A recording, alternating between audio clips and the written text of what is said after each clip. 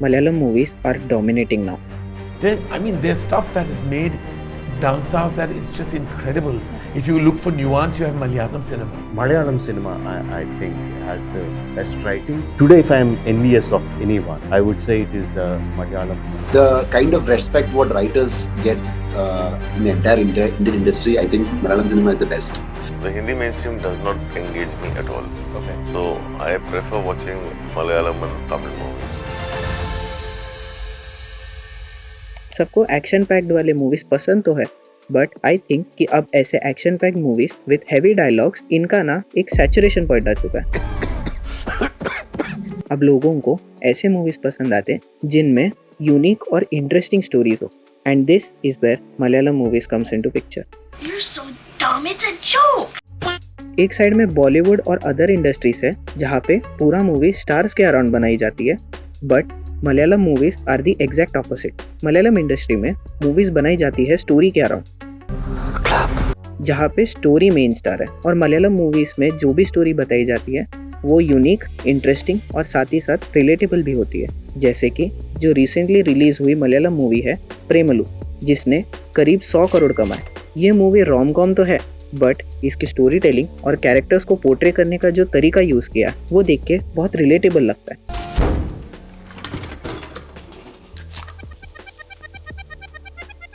ये मूवी का main lead अपना ग्रेजुएशन खत्म करके लंदन जाने के प्लान में रहता है, लेकिन अपना वीजा कैंसिल होने की वजह से वो हैदराबाद में गेट कोचिंग के लिए चला जाता है। रीनू जो फीमेल लीड है, उसका ऑनेस्ट कॉर्पोरेट लाइफ दिखाना और सब काम खत्म करके एंड ऑफ द डे दोस्तों के साथ बैठ के रिलेशनशिप्स के बारे में डिस्कस करना। और ये मूवी हमें उनके कैरेक्टर्स के साथ इमोशनली कनेक्ट करवा देती है। जैसे आदि जो टीम लीड है कंपनी का, उसके कैरेक्टर को थ्रू आउट द मूवी इतने अच्छे तरीके से डेवलप किया है कि उसको हमेशा देख के इरिटेट होता है। JK, just kidding. And also Renu. Welcome to Hyderabad. And एक और बात, मैंने भी बहुत तमिल और तेलुगु मूवीज देखी है, बट कोई भी मूवी ने ऐसे हैदराबाद की ब्यूटी को दिखाया नहीं होगा जितना प्रेमलू ने दिखाया। बाकी सारी इंडस्ट्रीज में पॉपुलर एक्टर्स को हमेशा एज अ हीरो रोल ही कास्ट किया जाता है, लेकिन एक मलयालम मूवी जो रिसेंटली रिलीज हुई है ब्रह्मयुगम, जहाँ पे मलयालम के बिगेस्ट सुपरस्टार मम्मूटी, इनको एक विलन का रोल दिया है। और सबसे शॉकिंग बात तो ये है कि इनको छोड़कर पूरे मूवी में सिर्फ 2 ही मेन कैरेक्टर्स है। And hats off to the creators जिन्होंने पूरी मूवी ब्लैक एंड व्हाइट बनाने का डिसीजन लिया। यही जो ब्लैक एंड व्हाइट करने का चॉइस है पूरे मूवी को एक हॉरर वाइब दे देती है, और जब मम्मूटी हंसते हुए स्क्रीन पे दिखते हैं तब बहुत ज्यादा मेनेसिंग वाइब्स आती है। और इस मेनेसिंग वाइब को एनहांस करने के लिए ब्लैक एंड व्हाइट बहुत अच्छे तरीके से काम करती है।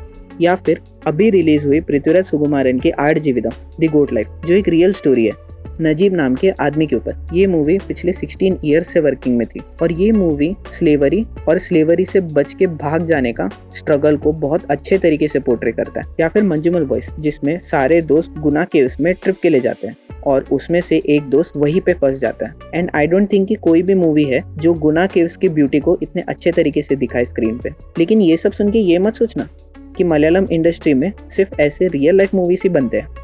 रिसेंटली रिलीज्ड आवेशम, जिसमें फहद फासिल एक गैंगस्टर का रोल प्ले करते हैं, और उनका कैरेक्टर इतने अच्छे तरीके से लिखा गया है कि व्यूअर्स को ही नहीं पता रहता कि आगे जाके फहद फासिल क्या करेंगे मूवी में। और जब मैं मूवी देख रहा था तो एक ऐसा पॉइंट आया जब फहद फासिल का सिर्फ आवाज आया स्क्रीन पे और पूरे थिएटर में लोग चिल्लाने लगे, तालियां मारने लगे। Now this is mass cinema. और सबसे दुख की बात तो ये है, क्योंकि मलयालम मूवीज मोस्टली केरला और नेबरिंग स्टेट्स में ही चलती है, इनका बजट बहुत लिमिटेड होता है कंपेयर टू अदर मूवीज। जहाँ पे बाकी इंडस्ट्रीज में मूवीज बनती है 100 to 200 करोड़ में, वहीं पे मलयालम मूवीज बनी जाती है 2 to 50 करोड़ में। मलयालम मूवीज की फंडिंग कोई बड़ा प्रोडक्शन हाउस नहीं करता। मूवी के प्रोड्यूसर्स मोस्टली प्राइवेट प्रोड्यूसर्स होते हैं, या फिर एक्टर्स होते हैं, या फिर फंड रेजिंग के थ्रू मूवी कंप्लीट होती है। और यही फंड्स की कमी की वजह से मलयालम मूवीज की डिस्ट्रीब्यूशन और मार्केटिंग इतने अच्छे तरीके से नहीं हो रही। इसलिए केरला के बाहर मलयालम मूवीज को प्रॉपर रिलीज डेट्स या फिर शोज नहीं मिलते। बट यही फंडिंग वीकनेस मलयालम मूवीज को इतना एंटरटेनिंग बनाती है। मूवी के फंड्स कम होने की वजह से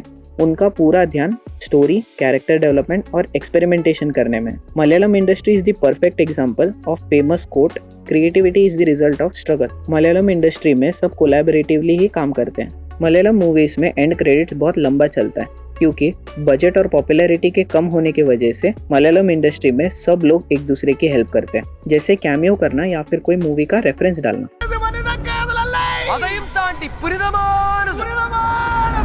being a Malayali my self, I think कि मलयालम मूवीज पहले से ही ऐसे है जहाँ पे स्टोरी ही मेन फोकस थी। अब मैं आपको कुछ ऐसे मलयालम मूवीज बताऊंगा जो मस्ट वॉच है।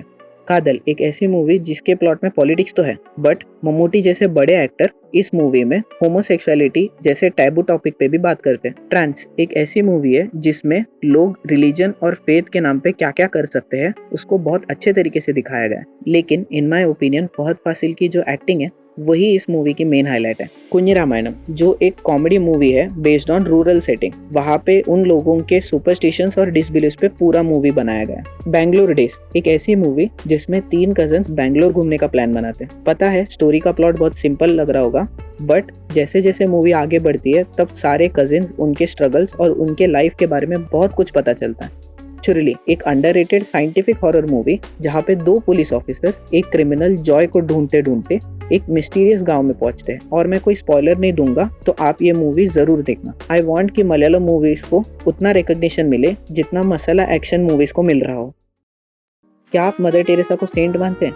उनके चैरिटी के डार्क सीक्रेट्स को समझने के लिए ये वीडियो जरूर देखना।